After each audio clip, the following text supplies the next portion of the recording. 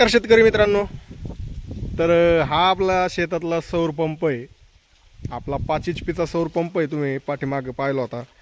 तर GK कंपनीचा आपला हा सौर पंप आहे, पाहू शकता।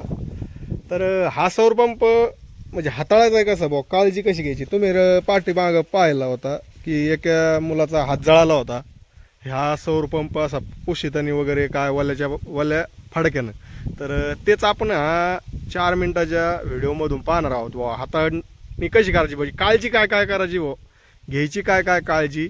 तर हा आजचा व्हिडिओ आहे, न स्किप करता पूर्ण व्हिडिओ बघा, काळजी काय काय घ्यायची। तर आपल्या शेतामधला हा सौर पंप आहे, याच्यात कोणता करंट असतोय काय आपण हा व्हिडिओमध्ये पाहणारच आहोत। तर सुरू करू आपण आजच्या आपल्या व्हिडिओला। तर सोलर पंपमध्ये सतत DC करंट सतत चालू म्हणजे सतत होत असतो, जी की सूर्यप्रकाशामुळे सतत सोलर पंपमध्ये DC करंट चालू असतो बरं का।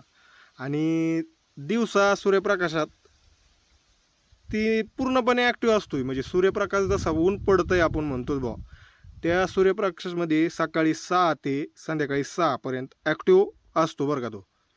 तर आणि जर हातात आपण त्याला त्याला साफसफाई करायची बुवा, जर हातात आपण ओले कपडे घेतलं, म्हणजे ओला कपडा हातात घेतला, तर त्याला किंवा वायरिंग काहीतरी गडबडीत असेल तर आपण तर लगेच त्याला म्हणजे शॉक लागू शकतो बुवा आपल्याला।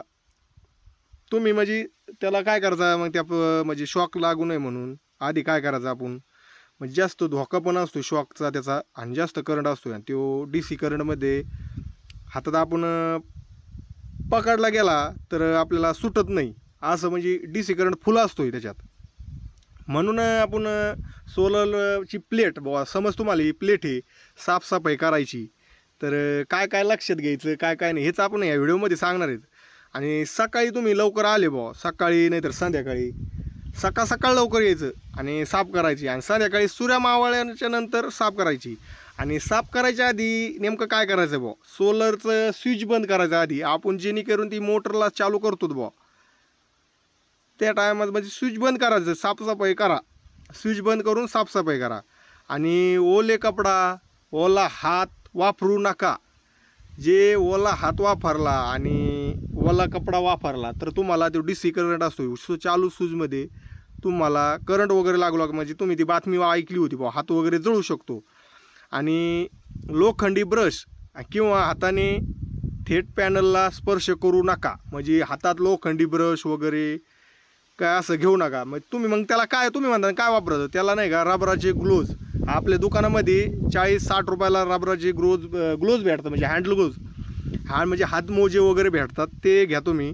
आणि मुलांना सोलर सिस्टमपासून दूर ठेवा, म्हणजे लहान जे लेकरं आपल्या शेतामध्ये येतात बुवा, त्याच्या खाली बसू नका देऊ, त्याच्या खाली खेळू नका देऊ, ते लांब ठेवायचे बुवा सोलर पंपपासून।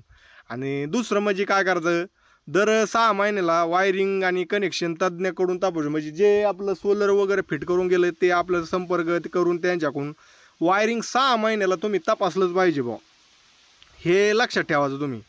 आणि सोलर म्हणजे लक्षात ठेवायचं काय बुवा अजून, म्हणजे दुसरं काय लक्षात ठेवायचं सोलरचं, सोलर वापरण्याचा फायदा आणि योग्य काळजी घेतली तरच, जरा चुकीनं हाताळला तर जीव धोक्यात जाऊ शकतो बुवा, असं त्यांचं म्हणणं आहे।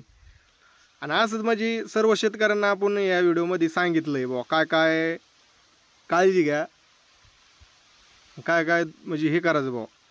तर कसा वाटला व्हिडिओ नक्की कमेंटमध्ये सांगा। तर भेटू असंच नवीन व्हिडिओमध्ये आपण।